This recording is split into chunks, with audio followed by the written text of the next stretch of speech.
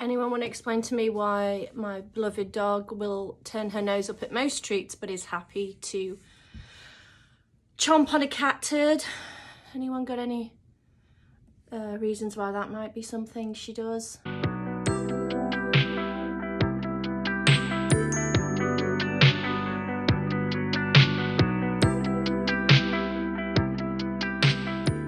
So yeah, got my hair cut November 2nd.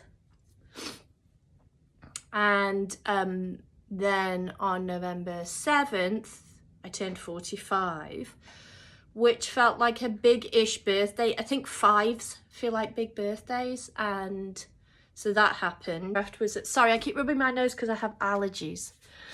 That's just my life. So yeah. I did a pop-up a few weeks after that at Raven and Crone, and that is a local store here in Asheville.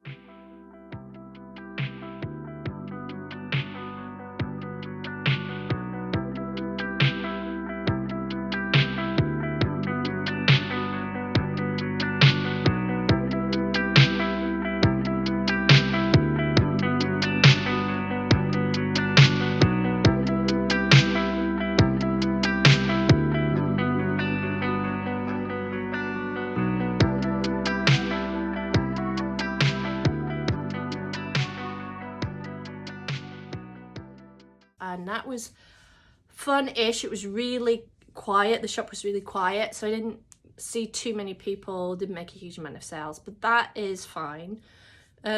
What was really great was to be in the store and just kind of people watch, which is something I like to do and don't get the chance to do very often. There was a real mix of people coming into the shop, which I loved. I loved the diversity of the clientele. People were super friendly. Everyone who works at the shop is so welcoming.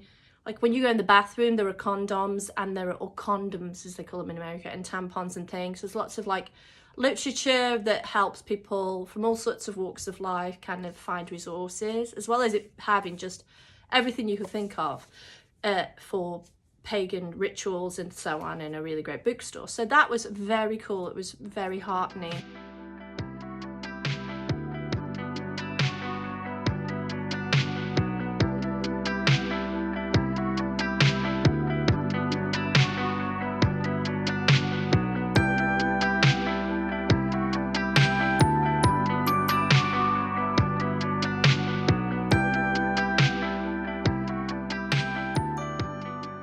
I also started with a business coach from Mountain Bizworks. That was very exciting, I have to say, because I was beginning to feel a little bit down about what I was doing. Not in a major way, but I felt sometimes you get these moments where you're very enthusiastic and you feel like everything you're doing is going in the right way and you're really proud of it. And then other times it's just like, why? You know, this isn't that great, you know, my designs aren't that great, this isn't going to go anywhere. And so it's sometimes, and especially because often small business owners are on their own, and if you're an artist too, or if you're an illustrator or doing something creative, which is kind of my field, it's really hard sometimes to get some perspective, because you're so reliant on your own creativity and the things that you make, and it can be lonely, I think, a little bit lonely. And so having someone who is dedicated to helping you succeed, I think is a really good investment. I'm generally a thrifty person, and this business has been pretty slow moving because I've been very careful with the financial aspect of it. But I did kind of splash out on a couple of things this month, and one of them was the business coach, and I've got to say I do not regret it at all. My business coach was awesome. She was encouraging, she was practical, she gave me resources, and I spoke to her for an hour, and it was pretty reasonably priced. If you have in your neighborhood or in your area, in your community, a non-profit like Mountain Bizworks, which is the one that I have locally here, that can provide you with these kind of resources, I really advise you to take advantage of them. I've done great courses with Mountain Bizworks that were really reasonably priced too.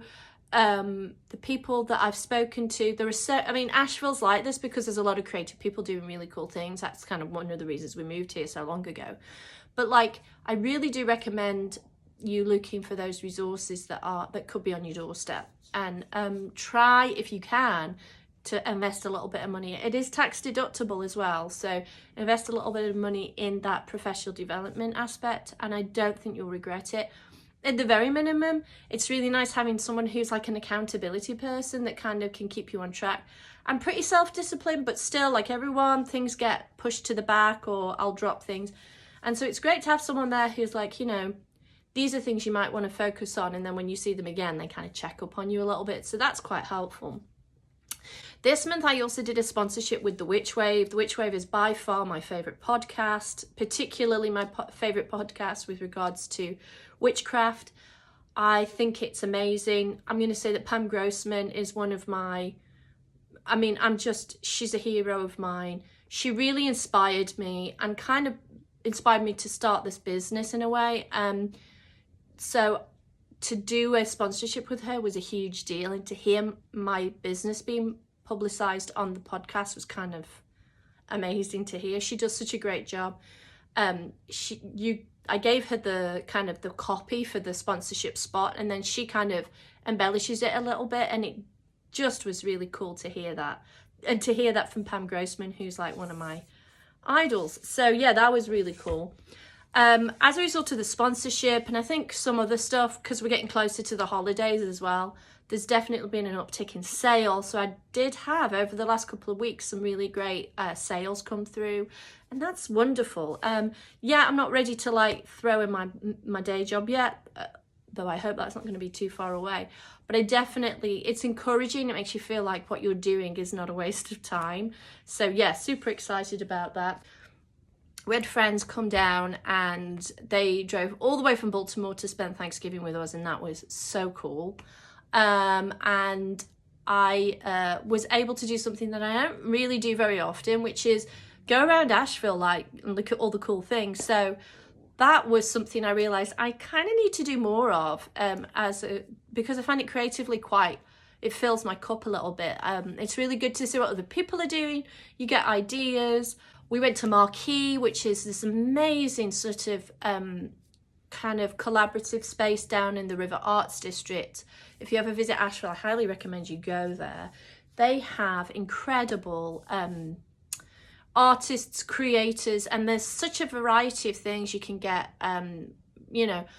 artisanal sort of cosmetics and toiletries that are locally made, scented candles, but also original artwork and vintage jewelry and really great clothing and plants and beer, non-alcoholic drinks, all this kind of stuff are all under one roof, and it's really big and it's a beautiful space. It's so fun. And we also went to West Asheville, which is just up the road, my beloved neighbourhood. So we went into Whist, that stocks my embroidery kits, which was really great, and I saw my embroidery kits, and that was so fun to have them there with a bunch of other embroidery kits, so that was really nice. Went to Flora and Forage, which is like a plant store. There's also a little coffee shop, and they sell gifts and things. And then one of my personal favourite places, I absolutely love it here. Do I go very often? Again, no, because I would spend a bunch of money. And it's called Bagatelle Books, and it's a vintage or used bookstore. But it's a really beautiful bookstore. Like it's really bright and airy. The lighting's so nice. We just had a great time there. It was so fun to take Cece there. And she is now 8 and she reads a lot, and she is super obsessed with the Titanic. And it was so cool to see her like look around. She found a book of poetry, which I bought her. She went right up to the salesperson and said, do you have any books on the Titanic? And the salesperson was super nice, and they went and helped her. When I was a kid, I was so shy. I don't think I ever would have done that. So I was incredibly proud of her. And we hung out there for a while.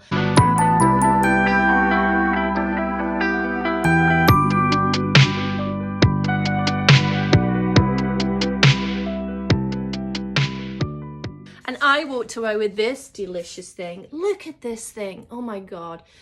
Going back to Pam Grossman, she wrote the foreword for this. I have been eyeing this one up for quite a while. Anyway, it's a fantastic book. Look at it. It's so heavy. oh, it's so heavy and it's so beautiful and it's really well written, such cool artwork.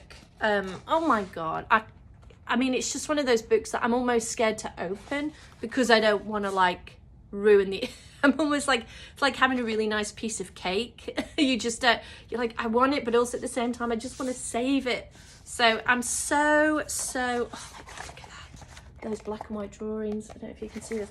So yeah, I treated myself to this as a kind of little present and I do not regret it. This is from the Tashin has this new Library of Esoterica series that basically I'm going to buy all of them, or at least ask for them for Christmas or something, because they're just amazing. There's one on tarot, there's like a bunch of them, and yeah, and here, and you get a free bookmark with Bagatelle books. Amazon doesn't do that.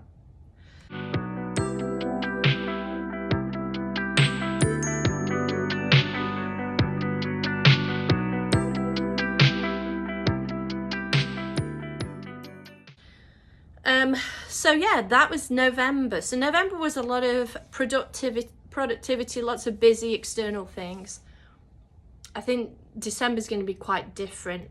Obviously, we've got a couple of weeks where there's the holidays and my daughter is at home, so I want to be able to spend time with her. I also want to make some embroidery kits that are around spell casting in the new year, so I want to work on those. And I want to make sure that I'm doing a lot more drawing and developing of designs before I go down the road of creating kits, because I think that I need to start to kind of expand the portfolio a little bit. So watch this space.